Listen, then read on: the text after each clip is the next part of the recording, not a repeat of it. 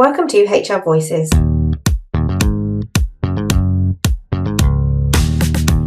podcast for independent HR and people professionals and the businesses they support. HR Voices is brought to you by the expert team at HR Independence Limited.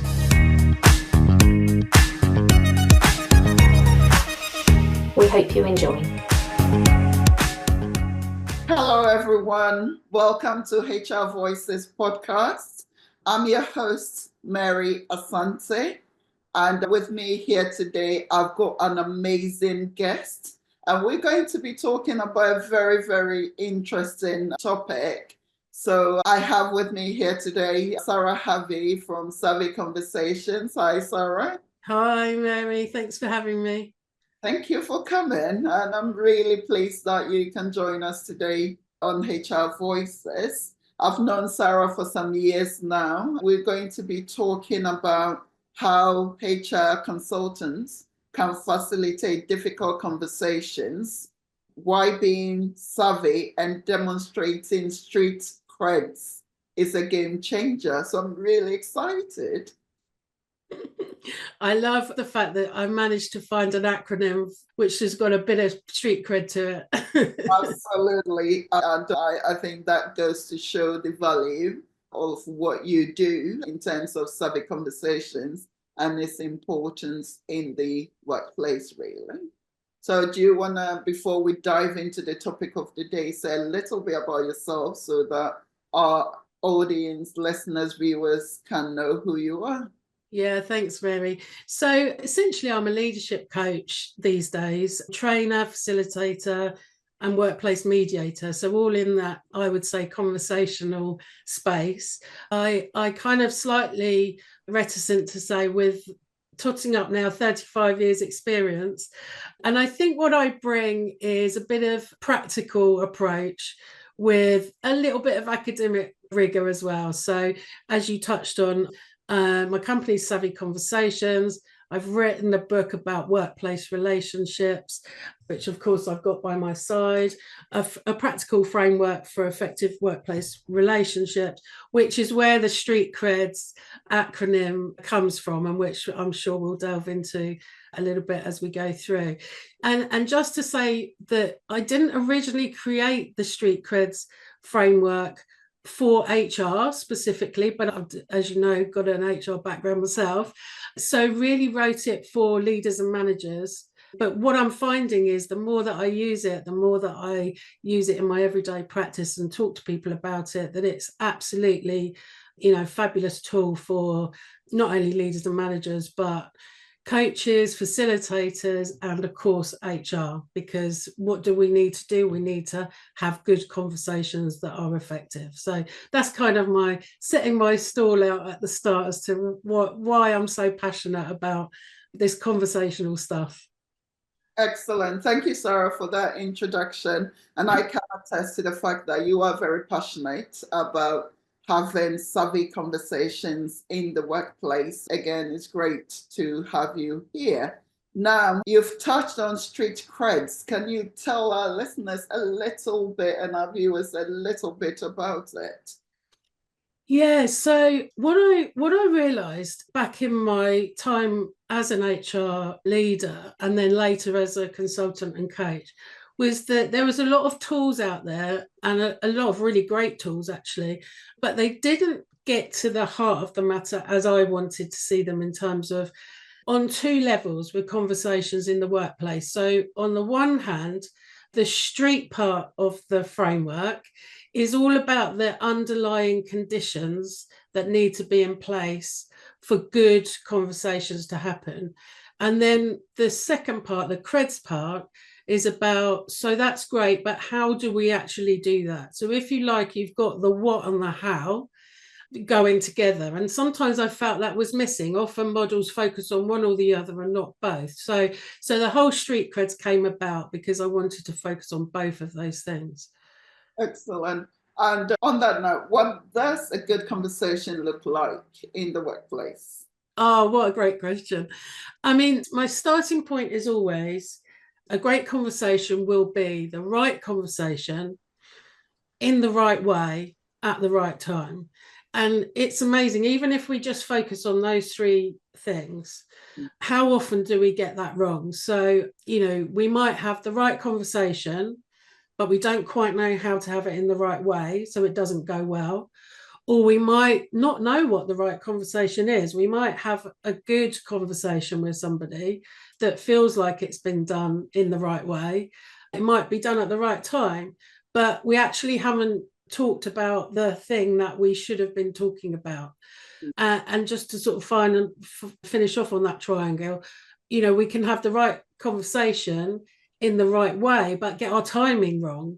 And again, there'll be a mismatch there and it won't be a great conversation. So for me, my starting point is always we've got to have all three things: the right conversation in the right way at the right time. And that's the art, right? That's what we're all trying to do all of the time. Absolutely. And that is incredibly difficult to get right. I think loads of people listening to us today will be thinking, because when you're dealing with people, getting those three rights to align, right conversation at the right time with the right person, saying the right things sometimes, getting that right, dealing with people can be incredibly difficult, isn't it? It's really hard. And I really feel for HR people in particular on this, actually, because not only are we trying to get it right as HR people, that we need to have the right conversation in the right way at the right time, whether that's with a manager that we're trying to support or whether that's with a member of staff, or we're trying to give feedback to a manager, get them to have the right conversation in the right way at the right time with their people. So it's operating at different levels, isn't it? It's like, how do we do it ourselves? And also, how do we help our managers that we're supporting do that too? Absolutely. So that goes nicely into the next bit, is how do we do it? How can we get it right? So in terms of the how, as I mentioned, two levels. So if I talk about the street part a bit first, because one of the things that I think we sometimes miss is we say, well, we'd like to have that conversation, but we can't do it because the culture's not right, or, other people won't support me to have that conversation. So I think it's quite empowering to start with the underlying conditions and recognize that we as individuals can all impact to that. So we always can choose how we have our conversations, even if we've got some boundaries and some constraints from the organization or managers or our bosses. So the first part of I think the answer to your question is about how do we make it safe? How do we make sure that we're psychologically safe to have the right conversation in the right way at the right time? And what can we do to help that and not only ourselves to feel safe, but say we're giving feedback to a manager about how they should be managing. How do we make sure the manager doesn't feel embarrassed that they don't know how to do it? We need them to feel psychologically safe, don't we? Yeah, and to trust us. And then that's the T of the street. So there's S, safe, and then T, trusting.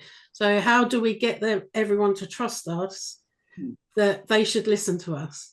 Yeah. That we've got something to say, we're credible, right? So hence why the STREETCREDS is so helpful as an acronym, because the starting point's got to be, as an HR consultant, why am I credible to you, you manager, or to you, member of staff? Why should you listen to my advice? Why should you follow my guidance? So those two, I think that's my starting point, would be very much the S and the T of how do you make it safe and how do you create a trusting place. And that is extremely important, because especially if we take in HR consultants, for example, a lot of the time you wouldn't necessarily be embedded in the organization, right? Right. You will be independent of the organization. So establishing that credibility, that trust is very important. And assurance, giving the assurance that actually it's a safe space to have that conversation, either it's with the manager, whether it's with the employee, a leader of the organization, or whoever you're having that conversation with, is really important. It's so crucial, isn't it? Because it doesn't matter how clever you are, how much you know your staff. as your HR consultant, if you haven't got credibility, then you're not going to be listened to anyway. People might pretend to listen to you and then not act on what you've said, which I'm sure we've all experienced that sometimes. But that credibility has got to be the starting point. So that's the first thing that I would say to people is, why are you credible? What street creds do you bring to your HR consultant role? Yeah. Why should anyone even listen to you? Right. And why you, not Joe Blocks down the road or something? Right. Exactly. Yeah. So how do people go about creating that psychologically safe environment or psychological safety to even pave way to have these savvy conversations? Yeah. I think it ties into some other parts of the framework, really, which is about how do we relate to people? How do we make sure that in going and working within an organisation, we quickly establish the right way of talking to people, we get a good idea about the culture, how people talk to each other around there. Is it helpful? How do we give feedback? How do we make sure that we're talking to people on an adult to adult basis?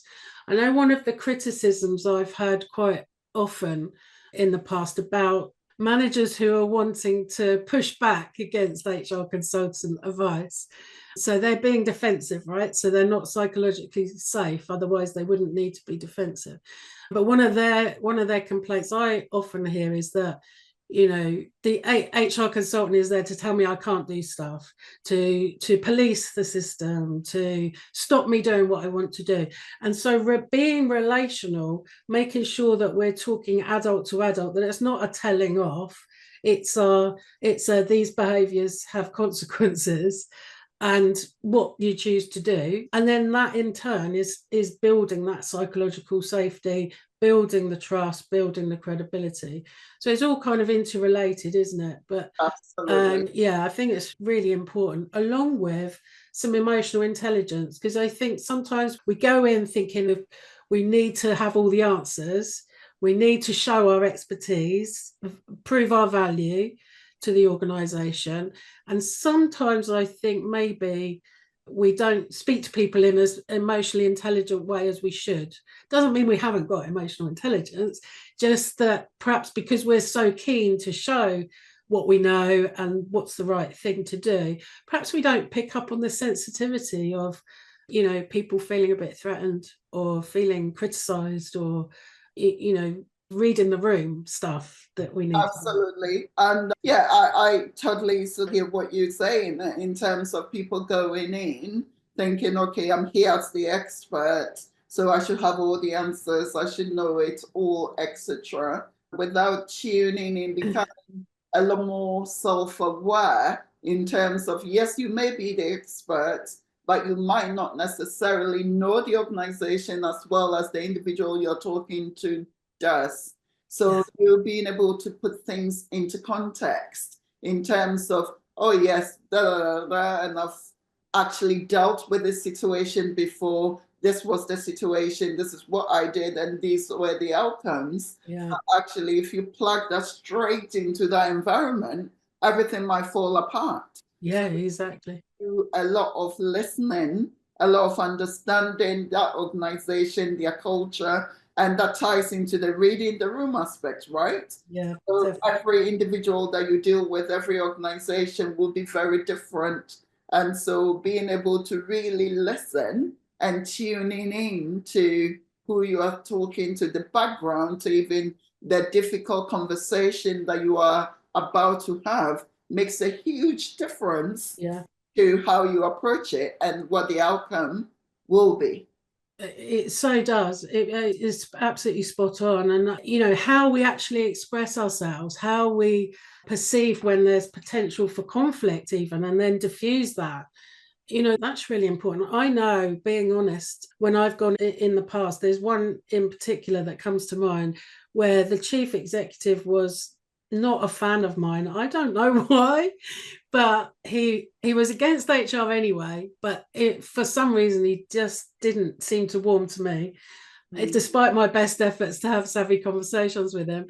And, you know, I think perhaps I didn't, in that sense, I didn't read the room for him. I did fall into that trap of, but I've got to show you that I know what I'm talking about. And actually, I probably needed to listen more and hear what was important to him. And then he would have been more willing to kind of listen, I think. And that kind of brings me to the T, the second T, which is being truthful. So it's like, how do you create that truthful environment with the person, the people, organization that you're working with, so you can actually say the things that sometimes the internal people can't say? And that's such an important role, isn't it, of an HR consultant? It's a really important role. And I think it's something to unpack, because being truthful in the context as you've just described it, which is being able to say things as an independent that somebody embedded in the organization might not be able to say is important. But we also need to be mindful in being truthful, in the sense that you don't get in there like, I bring you in, Sarah, to have a survey conversation with my leadership team, with my chief executive, and then I end up using you as a tool to say everything I want to say without you actually knowing that it's truthful or not. Yeah, that's a really good point. So then that's not being authentic, is it? That's you not being authentic in that sense. So we have to have created that safe, trusting vibe between us before we're able to go ahead and do that. Otherwise, I'm going to feel kind of used, and I'm not going to trust next time I go into the organization. I'm going to be a bit more wary, aren't I? So it works both ways. I think that's a good point that you make. Absolutely. And it might actually backfire as well, isn't it? Because the key point in a lot of the time, from my experience, organizations engaging with an independent consultant is, one, for that credibility, two, hopefully to get a consultant they can trust and work with, and a consultant who would be truthful to them in as much as come in, observe what's going on, ask the right questions, create that environment for people to work in, and to create that safe space so that people who have been sometimes at loggerhead in the workplace can have an open and honest conversation to help move them forward. Yeah, absolutely. It's really impactful, isn't it? When you really do think about it in that way. This is why I say you can have all of these grand strategic plans, you can put these big programs, change programs in place, but actually it's the conversations that you have on a day-to-day basis are what counts. That's what builds the relationships, gets the results. It's how we do that. So we should all be working on this stuff all of the time, because we can always do better, because there's always a different conversation that needs to happen. There's always a different mood. There's always a different personality dynamic or a different context. So we can always, learn and do better, I think. Absolutely. And another powerful use of survey conversations in the workplace, from a consultant's point of view, is the fact that most senior leaders, most chief executives, etc., when they get to that position, it can be quite lonely. Yeah. And they don't always have the ability or the space within their workforce or their leadership team to have those authentic conversations with them. So it can be a really powerful tool, and to create a space for those leaders to have honest conversations about really important topics that can help shape and impact the organizations. Yeah, absolutely, really important. But it goes back to that starting point, doesn't it, of we have to make a judgment call as to, okay, so given the chief exec's challenges, etc., the context that they've told me about, what's the right conversation? How do I have it in the right way? And how do I have it at the right time? Because sometimes you can go in and think, okay, I know exactly I've learned what it is that needs to be said, but this is not the right time to say it. And this is going to damage the relationship if I go there now. And so always your judgment is so key. And that's where the emotional intelligence comes in. You've got to be looking out for cues as to when's the right time to go for it. Yeah. And going back to the basics, how or what are some of the cues for when is the right time to have a survey conversation, for example? Okay, so on this, we're going to come back to safety, because I think we're not always as good as we should be. I'm just generalizing, all of us, at picking up when things have become unsafe. So if we can learn to tap in to other people's fears, so it is that fight, flight, or freeze mechanism going on. If we can start to notice that a bit earlier, we'll get better at getting our timing right. So I think we need to do that. But just to kind of give a bit more of a practical slant to it, there are 5 things that I've discovered need to be in place. And it's really worthwhile just thinking about where we sit with each of those 5 things, because we can do all of them. Everyone can do all of them, but we'll have a comfort zone. So if we think, first of all, about how truthful, so how candid, I use that word, candid. So, how frank and truthful do we feel we can be right now? And often we can be more candid than we think we can, but we have to do that with being respectful. So where the relationship goes wrong is where we're too candid, and we perhaps actually, the other person has interpreted that as being not respectful. So we need to be candid. We need to do it in a respectful way. But importantly, we need to engage the other person in the conversation. So we need to make sure that they're on board, right? So there's all sorts of things we need to do around that. And then we need to move it forward. So then we need to be directional, have an outcome, and we need to do all of that with sensitivity. So I've said quite a lot there, but that's basically the CREDS part of the model. So candid, respectful, engaging, directional, and sensitive. And the trick, the magic is when we get that balance right between all 5 of those things. That's the challenge that we've got, because if all 5 of those things are in balance, then that's the right conversation in the right way at the right time. Excellent.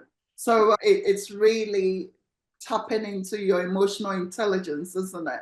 Being a lot more self-aware in terms of identifying when all those 5 elements align, to identify, to be able to say, right, okay, now is a good time to maybe talk to my boss about the pay rise. Yeah. Now is a good time to speak to that employee about their performance not being quite right, and the rest of it. Yeah, and the trouble is, what we often do, because we're only human, so we'll think, oh, I've got to talk to this person about their performance. So we'll gear ourselves up to it. We won't have done it for perhaps many other occasions when we should have done it. So we've already stored up. And then we just blurt out, I mean, I'm over generalizing, but then we blurt out the candidness, right? And we forget we've got to deliver that with respect and sensitivity, because we're anxious ourselves. So we just want to kind of get the message across. And then we wonder, why did that message not land as well as I wanted it to? And so I often talk about cogs. So all of these 5 things are like cogs in the conversation. When do I turn up the candidness? When do I turn it down? When do I need to turn up the sensitivity or turn it down? But most importantly, how do we get that engagement in the middle, which is tying the 2 kind of things together about challenge and support, and helping us to get the result that we need to get, but at the same time maintaining good relationships with people. So it's a bit of a seesaw, isn't it? That's what I call it anyway. Absolutely. And that is also very important, because I think from my experience in having difficult conversations with people, sometimes within the workplace, it's quite hard to predict how the person on the receiving end is going to act. And sometimes you or receive the message, and sometimes you think, okay, you can play all scenarios in your head as you've described it, but most of the time, a lot of people go into a state of shock. Yes. They need time to actually process the information that they've just been given before they are ready to engage in Absolutely. that conversation. Yeah. And so it's really important as the person delivering the news or facilitating it to allow space for processing of that information within that sort of the cogwheel as you've described, right? Yeah, it's so true, because, and we'll all engage in slightly different ways, won't we? So this is where we need to adapt our approach for the person that we're talking to, the conversation that we're having. And as you absolutely say, some people will take much longer to engage with it meaningfully than others. So some people, when you deliver them some news about their performance, they'll be straight away, they'll want to know, so what exactly is the problem? How can I fix it? What do you want me to do? And then others will be like, oh, I feel a bit hurt by this. This has come out of the blue. I wasn't expecting it. This has thrown me. I'm not ready to process that. So, you know, that's why we need to turn up and down those 5 cogs to adapt to each of those individual reactions. And the mistake I think that often we make is we don't adjust those cogs. We've got it in our mind how to deliver the message for our benefit, but actually not taking into account fully the other person on the receiving end. And that actually is also in that context, thinking about HR consultants who might be coaching, mentoring, or guiding their clients to have some of these very difficult conversations sometimes that impacts on people's livelihood and lifestyle sometimes. Yeah. What are some of the things that they can do? Because you might or might not be in the meeting with the client when it's going ahead, right? So how can they prepare them in a way that they will be ready to have these savvy conversations? Yeah, that's a really good question. And I think for me, if it was me doing the coaching, certainly what I would do is I would think about those 5 areas and to coach them through. So, you know, how truthful do you feel? How candid do you feel you want to be in this scenario? And then to kind of say, and so therefore, what type of thing do you need to say, and how do you need to match your body language perhaps with what you're saying in order to get that message across clearly and authentically? And then knowing the person that you're speaking to, what's your best guess? And you're not second guessing, but you are sort of saying, well, if I know that person, I know if they're particularly sensitive to getting negative feedback, or I know what might upset them or what's not going to really bother them. And of course, that depends on the underlying relationship that you've got with them anyway. So I think I would coach them through, how do you make sure that each of those 5 cogs is there in the overall conversation, but do it in such a way that you're turning down and turning up stuff as you're going through this conversation. It's a very situational approach. So you might start off, always best to start off with engaging, right? So there's no order, but if we can get people on board with the conversation first, then that's going to be more beneficial. Then we can maybe deliver a sort of a candid message respectfully, but then we've really got to pay attention and be emotionally intelligent to see what the reaction is. We can't plan it all out, right? Can we? And I think sometimes I've made the mistake years ago in an HR consultant kind of role of thinking, right, well, this is what I need to say, and I'll have my kind of rough script and think I've got to get through this script because that's what I've got to do. These are the key messages. But it's the how So that might be what you've written down is the what, but what's the how? And we need to deliver it in a more engaging, sensitive way. Actually, Mary, can I ask you a question? Do you think sometimes we're overly sensitive? I think we can be. And as I was listening to you when you're talking about if you know the person, etc., again, it can kind of precondition you to be very wary if you think the person can be quite sensitive that you're going to have that conversation with. We can be. And finding the balance, because one of the questions I get asked very often when I'm working with senior executives and senior leaders of organization is how can you remain so calm in the midst of all of this? And again, I need to be mindful that I don't come across as insensitive. Yeah, that's very true.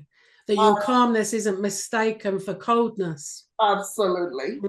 Absolutely. So the whole element of sensitivity is very, I think we need to reflect on it, because you can be overly sensitive, you can be insensitive, and you can, so it's just how do you have the right element of sensitivity in a way that you can give the assurance to the people that, look, it's not that I don't care, I really do care, but I do think you don't fight heat with heat. So we need that calmness, we need that grounding, that leveling to be able to have a really important and useful conversation. Yeah, for sure. That brings to mind I call it my savvy seesaw. So on the one side of the seesaw, you've got your getting results. So that's where the calmness comes in, the focus on what needs to be done, the candidness, the directional, get the job done. And then on the other side of the seesaw is the being respectful to relationships, sensitive to what's going on for the other person. And that's prioritizes, if you like, maintaining the relationship.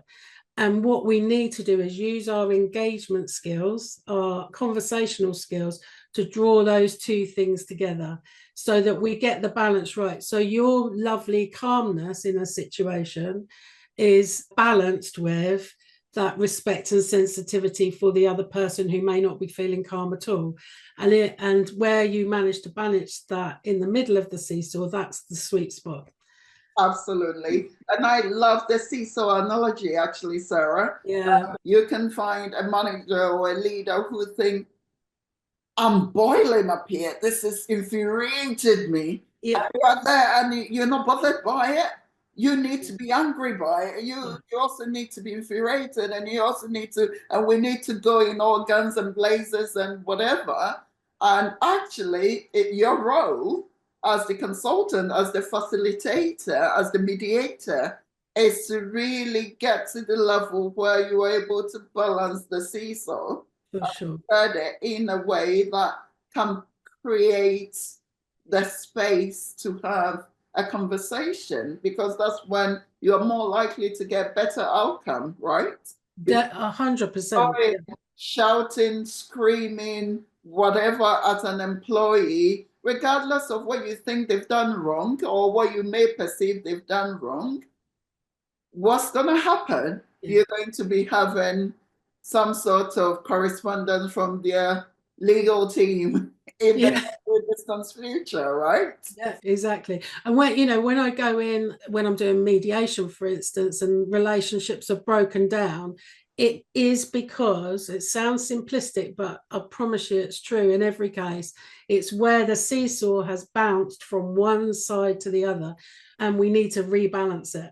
Because we've got off kilter basically, and that's where conflict occurs, and that's where relationships break down. So if we can learn to stay in that middle balancing ground by balancing both sides, then that's when those conversations happen really well. Absolutely, that's great stuff. And for anyone listening to this who goes, here we go again, HR with all their fluffiness, and we need to now balance things and go street creds, get the streets right, get the creds and balance it and all that. Why should I bother? All I want to do, honestly, is to fire them. I don't want them in my organization anymore. Just get them out. You have to say to them. Yeah, I get that. I've probably been in that situation myself in the past. I think what I have learned, though, is that you can get that result if that's the right result that you want, but there's no reason why you can't do that by bringing some balance. And, apart from anything else, it is professional. Even though you're doing something that's difficult, you're remaining professional and credible. And that's obviously really important for the next assignment. So, yeah, I think absolutely, this is definitely not fluffy, pink and fluffy stuff. It's really impactful. We get the best results by maintaining the best relationships. We haven't all got to be friends, but it's very rare that we can achieve results alone. I can't think of many things. Even I work on my own, apart from when I go into organizations. I can't think of anything I can really genuinely achieve on my own. If I could do that, then I could just focus on the get results. But actually, we always have to do things with and through other people. So balancing those two things has, to me, got to be the starting point for all of our conversations. Absolutely. And getting it right is so important, because a lot of the time, the key stakeholders are not even the actual people involved in the conversation, is it? It's everyone else watching to see how you approach the conversation, how you deal with it, what the outcome is, and the aftermath of the whole thing. Right. That is where you can either make a good impact or cause a lot of damage. Yeah, for sure. I mean, I'm sure you will know over the years, when I had a job as a manager within a big organization, we had external people coming in. So I've been on that side of the fence. And where they manage it well, they do those two things. They get the results through managing the relationship. The absolute, they can create carnage, on the other hand, by thinking, I've got to come in and deliver this result and not worry about the relationship, because they know in 2 months' time they're going to be gone. Well, I know who I'd reassign again in the future is the ones that have been sensitive to the relationships whilst also getting the result. Absolutely. Yeah, absolutely. Right. Great conversation, and I'm sure we can keep going. But as with all other episodes in this HR Voices podcast, we love for our guests to leave audience with what their 3 top tips are or will be in having a successful survey conversation. Gosh, right. Okay. So I think it's about making sure that in every conversation you have, you make it safe to talk about anything to anyone.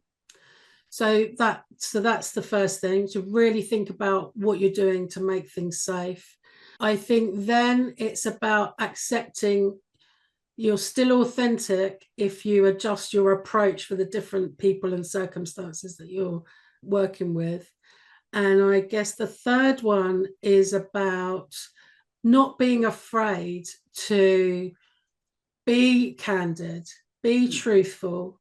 As long as you balance that with sensitivity, you'll be surprised how candid you could be. Excellent. Great stuff. Thank you very much, Sarah, for your time, and thank you for having a savvy conversation with us here on HR Voices podcast. Thanks, Mary. I've really enjoyed it. Great stuff. And thank you, everyone, for tuning in and for listening to HR Voices podcast. As always, would love to hear your feedback on this episode.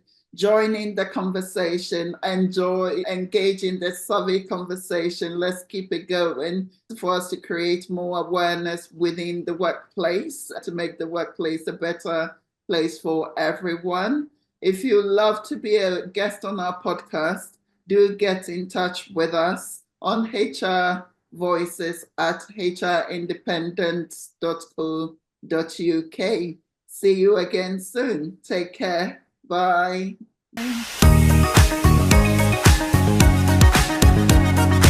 We hope you enjoyed this episode of HR Voices.